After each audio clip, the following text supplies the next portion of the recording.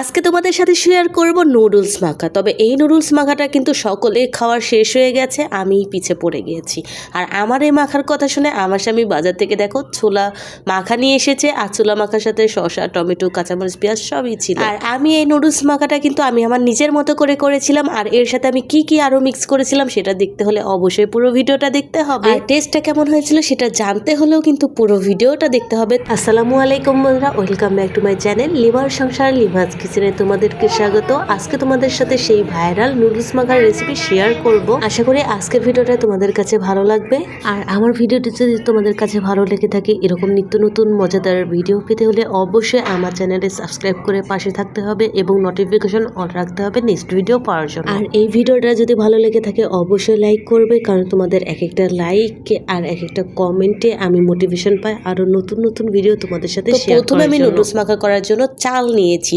এটা ছিল ভাতের চাল। এখন ভাতের চালের মধ্যে অল্প কিছুটা পানি ছিটে দিয়ে দিব, আর অল্প কিছুটা লবণ দিয়ে বেশ ভালোভাবে চাল, ডাল, লবণ, পানি একসাথে মিশিয়ে নিব, তাহলে ভাজতে খুব ভালো সুবিধা হয়।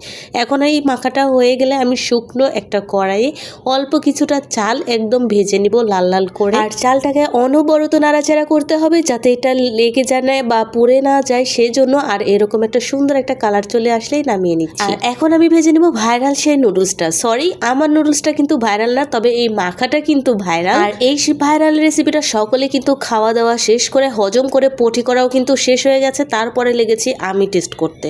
তো এদিকে আমার নুডলস ভাজাটাও হয়ে গেছে। এখন আমি ভেজে নিব চিড়া। শুকনো কড়াই বা তেলের মধ্যে যেখানে খুশি সেখানে। এই চিড়া ভাজাটা আমার কাছে এতটা ভালো লাগে। আর চিড়াটা দেখো ঠিক এইভাবে ভেজে নিতে হবে। কাছ থেকে দেখিয়ে দিলাম কিভাবে ভেজে নিতে হবে। বুঝতে পেরেছো তো যে আমি কিভাবে ভেজে নিয়েছি? যাই হোক, এখানে আমার সব ভাজাভাজি কমপ্লিট। এখন আমার মাখামাখি স্টার্ট। মাখামাখি তো শুরু করে দিব, কিন্তু তার আগে এর টেস্টটা আরও বেশি বাড়ানোর জন্য এখানে দিয়ে দিয়েছি চানাচুর। তো এখানে আমি মেহমানের যে চানাচুর, আমি জাস্ট মেহমান না, তবে চানাচুরের নাম ছিল মেহমান। এখন দিয়ে দিচ্ছি অল্প কিছুটা পরিমাণে চানাচুর।